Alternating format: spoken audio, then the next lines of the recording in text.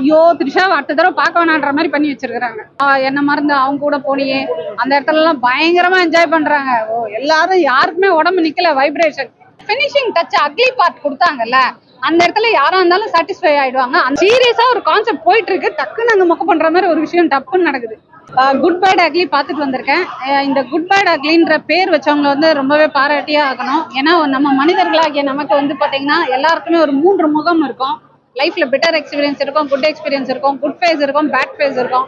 அப்படிங்கிற மாதிரி 3 விதமான ஃபேஸை வந்து காமிச்சு எடுத்திருக்காங்க.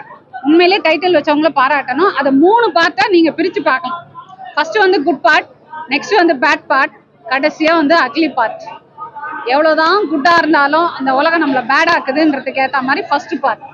அதுல இருந்து பேட் பார்ட் காமிக்கும் போது பாத்தீங்கன்னா அடுத்தது அந்த பையனுக்காக பண்றாரு. அதே மாதிரி அக்லி பார்ட் பாத்தீங்கன்னா, ஆனா இந்த படம் ஃபுல்லா பாத்தீங்கன்னா ஒரு ஃபேன் பாய் மூமெண்ட்னு சொல்லலாம். முழுக்க முழுக்க வந்து ஃபேன்ஸ் வந்து அஜித் ஃபேன்ஸ் வந்து அந்த அளவுக்கு என்ஜாய் பண்ணியிருக்காங்க.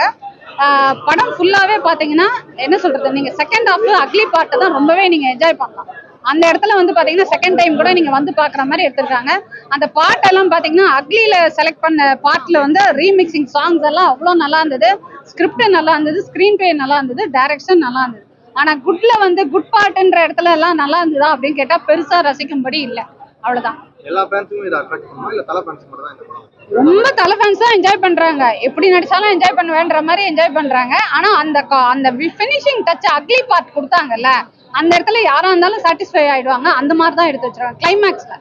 பட் ஃபர்ஸ்ட் பார்ட் மட்டும் எதுக்குடா என்னடா வந்தோம் அப்படிங்கிற மாதிரி தான் இருக்கு ஃபர்ஸ்ட் பார்ட் மட்டும். பட் செகண்ட் பார்ட்ல யூ கேன் என்ஜாய். மெயினான அக்லி பார்ட்ல எவ்ரி ஒன் கேன் என்ஜாய். அந்த மாதிரி எடுத்திருக்காங்க. மற்றபடி உங்களுக்கு மார்க் ஆண்டனி மாதிரி full fledged comedy, full fledged ரசிக்கும்படி அப்படி இல்லை.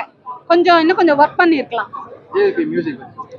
ஜிவி பிரகாஷ் மியூசிக் வந்து நடுநடுல எல்லாம் நல்லா இல்லைங்க. ஃபர்ஸ்ட் பார்ட்லயும் கொஞ்சம் நல்லா இல்லை, ஃபர்ஸ்ட் சாங் வருது அங்க நல்லா இல்லை.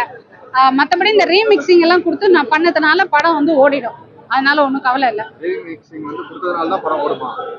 ஆமா, பெருசா வந்து ஒரு புதுசான ஒரு மியூசிக்கை ரசிக்கும்படி இல்லை. ஜிவி பிரகாஷ் இந்த இடத்துல இன்னும் கொஞ்சம் ஒர்க் அவுட் பண்ணிக்கணும்னு தோணுது. எப்பவுமே அவரோட சாங்ஸ் நல்லா இருக்கும். பட் இந்த இடத்துல வந்து அந்த ரீமிக்சிங் சாங் தான் உயிர் கொடுத்துருக்கு. கடைசியில பழைய சாங்ஸ் இருக்குல்ல, அதுதான் உயிர் கொடுத்துருக்கு. அதுலயும் மெயினா வந்து அந்த ட்ரெண்டிங் சாங் ஒன்று இருக்குல்ல, பணத்துக்காக என்ன மறந்து அவங்க கூட போனியே அந்த இடத்துல எல்லாம் பயங்கரமா என்ஜாய் பண்றாங்க. எல்லாரும் யாருக்குமே உடம்பு நிக்கல, வைப்ரேஷன். அந்த இடத்துல அஜித்துக்கும் அந்த கிளைமேக்ஸ் ஃபைட் சீன் அது ரொம்ப நல்லா இருக்கு. அக்லி பார்ட்டுக்காக நீங்க 2வது தடவை பாக்கலாங்க, 3 பார்ட்டா பிரிச்சிங்கன்னா. சோ இந்த இடத்துல நீங்க என்ஜாய் பண்ணலாம். மற்ற கேரக்டர் த்ரிஷாவை பத்தி சொல்லணும்னா, த்ரிஷாவோட கேமராமேன் காமிச்ச விதம் நல்லா இல்லையா என்னன்னு தெரியல எனக்கு. இல்ல அவ்வளவு பெரிய பையனுக்கு அம்மாவா காமிக்கிறதுனால கொஞ்சம் ஏஜ்டா காமிக்கணும்னு காமிச்சாங்களான்றதும் தெரியல. அவங்கள வந்து கேர்லி ஹேர் எல்லாம் கொடுத்து ஐயோ த்ரிஷாவை அடுத்த தடவை பார்க்க வேணான்ற மாதிரி பண்ணி வச்சிருக்காங்க. த்ரிஷா வந்து சாதாரணமா அந்த ஆடியோ லான்ச்ல வரும்போது ரசிக்கும்படியா இருக்கும்ல, அந்த சாரியில வந்தாலும் சரி, ஃப்ராக்ல வந்தாலும் சரி, நம்ம திருப்பி அந்த ஸ்டில்ல வச்சு பார்ப்போம்.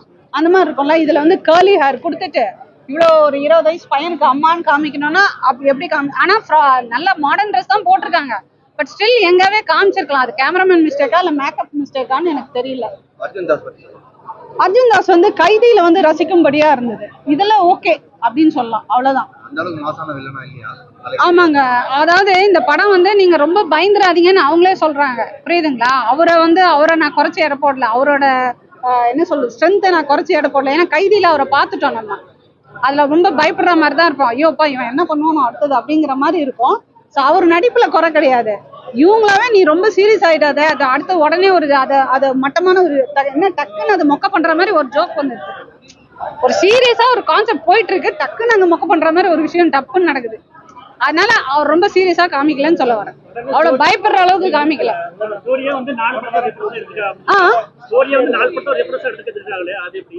ஆமா, அப்படிதான் இருக்கு. ஆமா, திருப்பி திருப்பி நீங்க அஜித்தோட என்டையர் இதையும் பாத்துடலாம். தீனா, பில்லா, வரலாறு எல்லா இதையும் காமிக்கிறாங்க. ஸோ இது ஒரு புது முயற்சி, அதெல்லாம் நல்லா தான் இருக்கு. மொத்தத்துல லோகேஷ் கனகராஜ் மாதிரி அந்த டச் கொடுத்த மாதிரி இருக்கு. அப்படியே அதுதான் ஓகே. படம் ஓடுங்க, அதை பத்தி எல்லாம் ஒண்ணும் இல்ல. போட்ட பணத்தெல்லாம் எடுத்துடலாம். அவருக்கு என்ன, இதெல்லாம் ஒரு 10 நாள் போனாலே எடுத்துருவாங்க. உலகம் எல்லாம் முடிஞ்சது. பார்க்கலாம். நோ, உங்களுக்கு விரசமா எல்லாம் எதுவுமே கிடையாது. ரேட்டிங் வந்து அக்லி பார்ட்டுக்கு நான் 10 out of 10 கொடுக்குறேங்க. குட் பார்ட்டுக்கு ஒரு 4 கொடுக்குறேன். பேட் பார்ட்டுக்கு பாத்தீங்கன்னா ஒரு 6 கொடுக்குறேன். இந்த மாதிரி ஒரு ரேட்டிங் யாருமே கொடுத்துருக்க மாட்டாங்க.